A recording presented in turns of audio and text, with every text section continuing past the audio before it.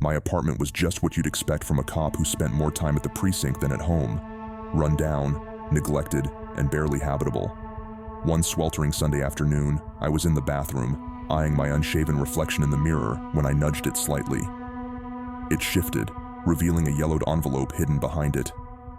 The words, "Rules of Passage," were scrawled across the front. Curious, I opened it and found a list of rules. Do not make eye contact. Do not speak to them. Never carry more than can fit in your pockets. Do not take what is not dropped. Ignore all pleas for help. Do not eat or drink anything. Avoid the man in the conductor's uniform. Never go beyond the last platform. Never board the train. If you wish to leave, you must jump in front of the train. I couldn't shake the feeling that it was more than just a prank. The mirror was strangely dust-free, as though it had been moved recently. Against my better judgment, I tucked the letter into my pocket. A week later, I stood in front of the mirror again, unable to let go of the unsettling list. With a deep breath, I pulled the mirror away, revealing a dark tunnel behind it. I stepped into the tunnel, flashlight in hand. After walking for what seemed like miles, I emerged onto a subway platform from another era, frozen in time, somewhere in the 1940s. The platform was populated by ghostly figures, their faces blurred. I kept my eyes down, remembering the rules.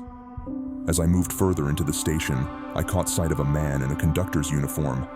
His eyes were cold, scanning the platform with a malevolent intensity. I knew it was time to leave. The tunnel had closed, leaving me only one option: jump in front of the train. I took the leap and found myself back in my bathroom, clutching a handful of old coins as proof of the bizarre reality I had just experienced. The lure of the station was irresistible. I returned time and again, collecting small items of value and bringing them back. But my obsession didn't go unnoticed. My colleagues, especially my friend Rick, began to question my newfound wealth. I decided to show Rick and another detective, Lucy, the tunnel. We stepped into the station together. I reminded them of the rules, but curiosity got the better of Lucy. She took a necklace from one of the ghostly passengers, breaking the rules. The atmosphere shifted instantly. The figures turned hostile, their faces no longer blurred but terrifyingly clear. In a panic, Rick and I tried to escape.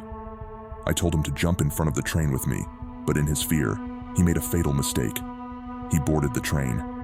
I could only watch as the train carried him away, his face etched with terror. I jumped onto the tracks, returning to my bathroom, but with a heavy heart, knowing I had lost them both. The station's grip on me didn't end there. I was haunted by the memories of that night, unable to sleep, the guilt gnawing at me. Weeks later, as the search for Rick and Lucy grew cold, I heard a faint tapping from the bathroom.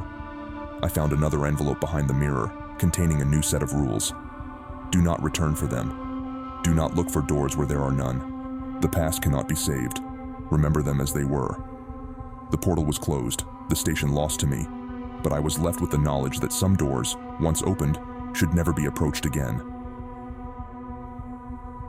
Like, subscribe, and hit the bell icon for more.